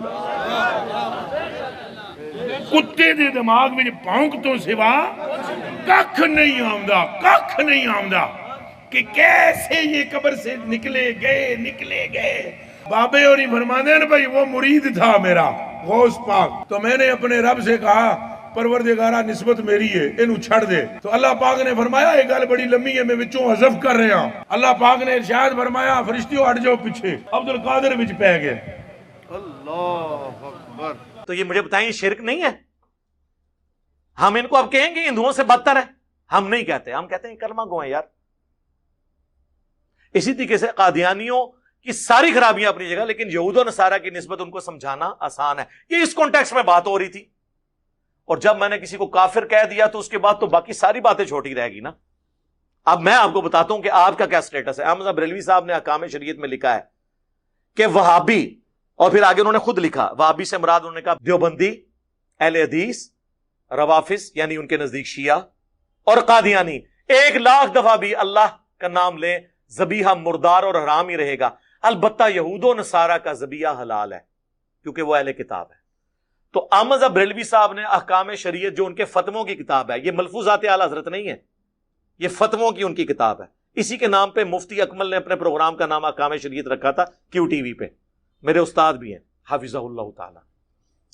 تو احکام شریعت میں اعلی حضرت کیا کہہ رہے ہیں کہ جو اہل حدیث ہیں, دیوبند ہیں اور شیعہ ہیں, اور قادیانی کافروں کو بھی اس کے ساتھ شمار کر کے کہا کہ ان کا ذبیحہ تو حرام ہے, اور لکھا یہ مرتد ہیں, یہ بھی لکھا یعنی واجب القتل, اور یہود و نصارہ بہتر ہیں. تو اس کو تو آپ چھوڑیں, آپ اپنی فکر کریں. یہ علماء دیوبند آپ کو اعلی حضرت نے یہود و نصارہ سے بھی بدتر لکھا ہے. ہاں آپ اپنی فکر کریں, جو پنجابی کے اندر اپنی منجی تھلے ڈانگ پھیرو. جی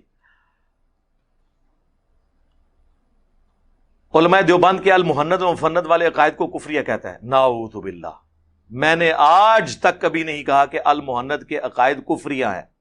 ہاں میں نے کہا گمراہ کن ہیں اور شرکیہ اس حوالے سے ہیں جو انہوں نے پبلک کو ڈاکٹرن خود کروائی ہوئی ہے.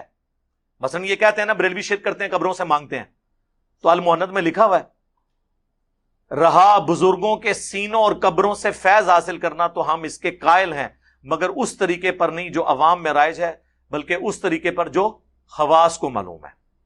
تو قبروں سے مانگنے کے قائل ہیں. وہ کہتے ہیں نہیں اس کا آپ کو سمجھ نہیں آیا. ہم کہتے ہیں چلے آپ ہمیں سمجھائیں نا, اب سمجھا تو سکتے نہیں, ہم کہتے ہیں ہم ہی آپ کو سمجھا دیتے ہیں. ارواح ثلاثہ میں اشرف علی تھانوی صاحب نقل کرتے ہیں کہ قاسم نانوتوی صاحب مرنے کے 6 سال کے بعد اپنی قبر سے نکلے، دیوبند میں تشریف لائے، خواب میں نہیں بیداری میں، جسد انصری کے ساتھ، اور دیوبند کے 2 مولویوں کی صلح کروا کے واپس چلے گئے. اور اس واقعے میں لکھا ہے کہ جن کی صلح کرانے آئے تھے سخت گرمیوں میں بھی رضائی اوڑی ہوئی تھی، ان کا پسینہ چھوٹا ہوا تھا. ظاہر ہے جی مردہ قبر سے نکل کے آ جائے. تو انہوں نے پوچھا حضرت کیا ہوا آپ کو؟ ان کا ابھی مولانا تشریف لائے تھے جی. اور نقل کون کر رہا ہے؟ اشرف علی تھانوی. انہوں نے باقاعدہ حاشیہ لگایا کہ وہ اصل میں اپنے اس جسم کے ساتھ نہیں آئے تھے جو دفناتے وقت تھا، ایک اللہ نے ان کو نیا جسم دیا تھا، اس جسم سے وہ قبر سے نکل کے تشریف لائے تھے جی. فیض دے کے چلے گئے. اسی اربع ثلاثہ میں موجود ہے کہ ایک انہی کے دیوبند کے بزرگ تھے، ان کی قبر کی مٹی لوگ شفا کے لیے لے کے جاتے تھے. یہ وہ سارے عقائد ہیں جو بریلویوں والے ہیں. اب ان عقائد کا دفاع کراچی والا مفتی کیسے کرے آ کے؟ اس کی اپنی عوام بھی اس کو مارے گی، وہ جو ہر سائز کا ملتا ہے، پاؤں میں پہنا جاتا ہے. اور علماء بھی کہیں گے یار یہ کیا، یہ تو ہم نے ایک ڈھکوسلہ بنایا ہوا تھا بریلویوں سے الگ ہونے کے لیے، تو مانا ہے ادھر. تو یہ الموند کا عقیدہ ہے. بتاؤ، الموند میں لکھا ہوا ہے کہ رسول اللہ کی قبر کو ہم اللہ کے عرش سے افضل مانتے ہیں، اور دفاع کرتے ہوئے کہتے ہیں نہیں رسول اللہ اشرف المخلوقات ہیں، تو نبی علیہ السلام تو اللہ کے عرش سے افضل ہوئے. ہم کہتے ہیں نا، یہ تو آپ نے بات نہیں لکھی. آپ نے کہا وہ حصہ زمین جو حضور سے ٹچ کیے ہوئے، نبی علیہ السلام کو آپ نے اللہ کے عرش سے افضل نہیں کہا. یہ کہیں تو ہم آپ کے ساتھ ہیں کہ رسول اللہ سب سے بہترین مخلوق ہیں. وہ کہتا نہیں وہ جو مٹی کا ہم نے اس لیے ذکر کیا کہ اس مٹی میں سے حضور پیدا ہوئے تھے. ہم کہتے ہیں نا، اس مٹی کے جس حصے سے حضور پیدا ہوئے تھے وہ حضور پیدا ہو گئے. اب جو باقی مٹی ہے وہ نہیں افضل ہو سکتی. اگر اس کو افضل مانیں گے تو ساتھ ابو بکر عمر کی قبریں ہیں وہ بھی افضل ہو جائیں گی. نہیں، وہ ٹچ کیے ہوئے، تو ٹچ تو نہیں کی ہوئی، یہ بھی جھوٹ ہے. صحیح مسلم میں حدیث ہے کہ حضور کی قبر مبارک میں سرخ رنگ کی چادر بچھائی گئی، اس کے اوپر حضور کو دفنایا گیا. کہانی تو اڑا بھی جھوٹ نکلا ہے. حضور کو تو قبر انور ٹچ کر ہی نہیں رہی ہے، اس میں چادر ہے. تو اب کیا کریں، وہ چادر بھی افضل ہے. کوئی شے بھی صحیح سے نکل دی نہ دی. آؤ، پورا ریاض الجنہ افضل ہے. پھر ہم آپ کو وہ بخاری کی حدیث سنائیں گے. دیکھنا میری شان کو اس طرح بلند نہ کرنا جس طرح نصارہ نے اپنے پیغمبر کے بارے میں کلیم کیا. میں اللہ کا بندہ اور اس کا رسول ہوں، مجھے اللہ کا بندہ اور اس کا رسول کہنا، غلوف نہیں کرنا. لا تغلو فی دینکم.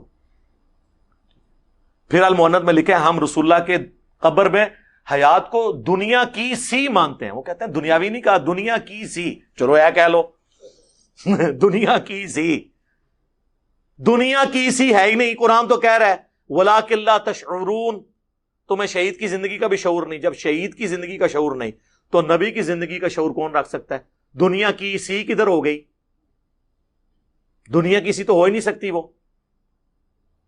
وہ برزخ ہے، آخرت کی سی ہے. وہ بخاری میں حدیث ہے، اما عائشہ کہتی ہیں کہ اللہ تعالیٰ نے رسول اللہ کی موت سے پہلے میرے تھوک کو اور رسول اللہ کے تھوک کو ایک جگہ جمع کیا. وہ مسواک والے واقعے سے جو چبا نہیں سک رہے تھے. اس دن جو رسول اللہ کی دنیا کی زندگی کا آخری دن اور آخرت کی زندگی کا پہلا دن تھا. ہم حیات نبی کو مانتے ہیں، آخرت کی، دنیا کی نہیں. آج بھی قبر مبارک کھولیں تو آپ کو نبی علیہ السلام نماز پڑھتے ہوئے نظر نہیں آئیں گے. وہ اسی حالت میں دفنائے ہوئے نظر آئیں گے جو 1400 سال پہلے، جسم مبارک بالکل سلامت. وہ نمازیں پڑھنا بھی جو مسند ابی یعلا میں آیا وہ برزخی ہے. صحیح مسلم میں آیا میں نے موسیٰ علیہ السلام کو ان کی قبر میں نماز پڑھتے ہوئے دیکھا، برزخی ہے، آخرت کا ہے. پھر المحنت کے اندر جو اسام الارمین میں جن باتوں پہ کفریہ فتوے تھے ان کا جھوٹا دفاع کیا ہوا ہے آپ لوگوں نے. اور آپ کے ایک بابا جی جس نے تقریر لگائی اس نے تو کہا ہمارا یہ عقیدہ ہے کہ نبی علیہ السلام اپنی وفات کے بعد بھی دنیا میں جہاں چاہیں کونوں مقام میں تصرف فرما سکتے ہیں. تو یہ تو بریلوی کہتے ہیں. تو بریلوی دو بندی بھی دونوں ایک ہو جائیں گے انشاءاللہ. ہو گئے میں بلکہ. علماء کرام پر تان و تشنیع، بہتان درازی اس کا معمول ہے. یہ ایک بات ہے جس کو میں انڈورس کرتا ہوں بالکل. لیکن یہ تان تشنیع بہتان درازی نہیں ہے، ریالٹی. یہ بہتان کا لفظ کہتے ہیں کہ علماء کے چھپے ہوئے حقائق پبلک کے سامنے بیان کرتا ہے. ٹھیک ہے. لفظ اللہ کو معاذ اللہ محمل کہتا ہے. یار خدا کے لیے میں نے یہ کہا تھا کہ صرف اللہ نہ بولیں آپ. نبی علیہ السلام نے ایٹریبیوٹس کے ساتھ ہمیشہ اللہ کا نام لیا ہے. کوئی ایک وظیفہ مجھے حضور کا دکھائیں جس میں صرف لفظ اللہ ہو. میں کوئی اللہ کی توہین نہیں کر رہا تھا، میں کہہ رہا تھا کہ اللہ کوئی مکمل جملہ نہیں ہے، یہ نام ہے. جب تک آپ جملہ مکمل نہیں کریں گے، عربی لنگوسٹک کے پوائنٹ آف ویو سے میں بات کر رہا تھا. اللہ صرف کہیں گے تو اس کا کیا مطلب ہوگا؟ دی الہ، وہ جس کی پوجا کی جائے. لیکن یہ جملہ نہیں مکمل ہوا، یہ نام ہے. اللہ اکبر، اب جملہ مکمل ہوا. تمام بڑائیاں اللہ کے لیے ہیں، یہ اللہ بڑا ہے. سبحان اللہ، پاکی اللہ کے لیے. لا الہ الا اللہ، اللہ کے سوا کوئی معبود نہیں. لا حول ولا قوت الا باللہ، نہیں ہے طاقت گناہوں سے بچنے کی اور نہ ہمت نیکیاں کرنے کی مگر اس کی توفیق سے. تو میں نے کہا تھا نبی علیہ السلام نے آج تک جتنے وظیفے تعلیم کیے ان میں اللہ نہیں تعلیم کیا، اللہ کو ایٹریبیوٹ کے ساتھ ذکر کیا ہے. لہذا صرف یہ صوفیاء جو اللہ اللہ یہ کرتے ہیں، یہ بدعت ہے ذکر کرنا اس طریقے سے. اس نے پکڑ کے اس کی اللہ کی توہین بنا دی ہے. کسی نے چھلانگ ماری، اس نے کہا کہ نہیں، وہ مسلم میں ایک حدیث ہے، جب تک دنیا میں ایک بھی اللہ اللہ کہنے والا موجود ہے قیامت قائم نہیں ہوگی. مسلم میں اس سے انہوں نے اللہ اللہ کا ذکر ثابت کر دیا. او یہ تو محاورتاً بات ہو رہی ہے کہ جب تک اللہ کا کوئی یاد کرنے والا موجود ہے اس وقت تک قیامت نہیں آئے گی. اس سے یہ کہاں ثابت ہو گیا کہ نبی علیہ السلام نے اللہ اللہ صرف اللہ کے نام کو ذکر کرنے کی ترغیب دی ہے؟ یہ تو محاورتاً ہے، جس طرح ہم بھی کہتے ہیں یہاں ہم اللہ رسول کو یاد کرنے بیٹھے ہوئے ہیں.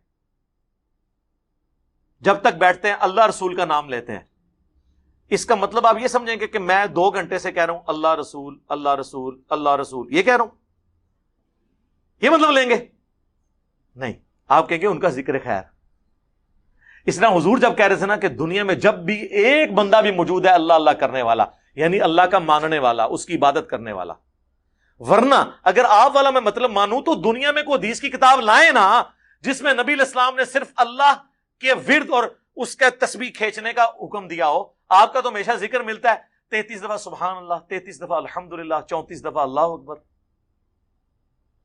یا 33 دفعہ اللہ اکبر 100 کا عدد پورا کرنے کے لیے لا الہ الا اللہ وحدہ لا شریک لہ لہ الملک ولہ الحمد وہو علی کل شیء قدیر. بخاری مسلم دونوں میں یہ احادیث موجود ہیں. بخاری مسلم دونوں میں حدیث ہے میں تمہیں جنت کے خزانوں میں سے خزانہ دوں، لا حول ولا قوت الا باللہ. بخاری مسلم دونوں میں حدیث ہے کہ فرشتوں کی تسبیحات تمہیں بتاتا ہوں، سبحان اللہ وبحمدہ سبحان اللہ العظیم. رکوع اور سجدے کی تسبیحات مسلم شریف میں اور ترمذی میں آئیں، سبحان ربی العظیم سبحان ربی الاعلی. اور مجھے آپ کو ایک ذکر بتائیں بھی تو صحیح نا، کوئی شے کٹ کے تو لے آؤ نا، پھر میرے تے اعتراض کرو. یہ کہہ رہے کہ میں نے اللہ کے لفظ کی توہین کر دی ہے. اللہ کا نام پرفیکٹ ہے اپنی جگہ، لیکن ایٹریبیوٹس کے ساتھ اس کا ذکر کیا جائے گا. ٹھیک ہو گیا؟ یہ تھا.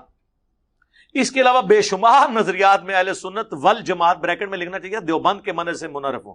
میں منحرف نہیں ہوں، بلکہ میں آپ کے عقیدوں کو سنیت کے لیے زہر قاتل سمجھتا ہوں. آپ کے عقیدے وہ ہیں جو 1867 میں دیوبند مدرسے میں بنائے گئے، اور آپ کے جو مخالفین ہیں وہ ہیں جن کے 1896 میں منظر الاسلام بریلی شریف میں بنائے گئے. دیوبند شریف اور بریلی شریف. کیا ایسا مفسد شخص اہل سنت والجماعت سے خارج نہیں ہے؟ جی میں بھی کہتا ہوں کہ وہ اہل سنت والجماعت جس کو آپ کلیم کرتے ہیں اس سے تو میں خارج ہوں. رہ گئی وہ سنیت جو کتابوں میں ہے، جو بخاری مسلم میں ہے، اس سے بھی بڑھ کر قرآن، اس سے میں آپ کو خارج کرتا ہوں دلائل کی بنیاد پہ. ٹھیک ہے جی. نوٹ: مرزا جلمی کی گستاخیوں کے کلپ اس کے یوٹیوب چینل پر بھی موجود ہیں، اس کی ویب سائٹ پہ بھی موجود ہیں. سائل کو پاکستان کا لیا، پورے انڈیا کوئی سائل نہیں لبا سوال کرنے والا. ٹھیک ہے نا. اور پھر انہوں نے جواب میں کہا کہ جی وہ گمراہ ہے، خارج ہے، ہمیں کوئی فرق نہیں پڑتا، اللہ آپ کا بھلا کرے. میں تو کہتا ہوں منظر الاسلام بریلی سے بھی آنا چاہیے فتویٰ. یہ پرانے زمانے کی باتیں ہیں، آپ لوگ یوٹیوب پہ خود جج کر لیں گے کوئی کیا کہتا ہے، ہمیں کوئی فرق نہیں پڑتا، یقین کریں. میں کہا ہمارے مخالفین سے ہمارا خون بڑھتا ہی ہے. الحمدللہ. اللہم صلی علی محمد وعلی آل محمد.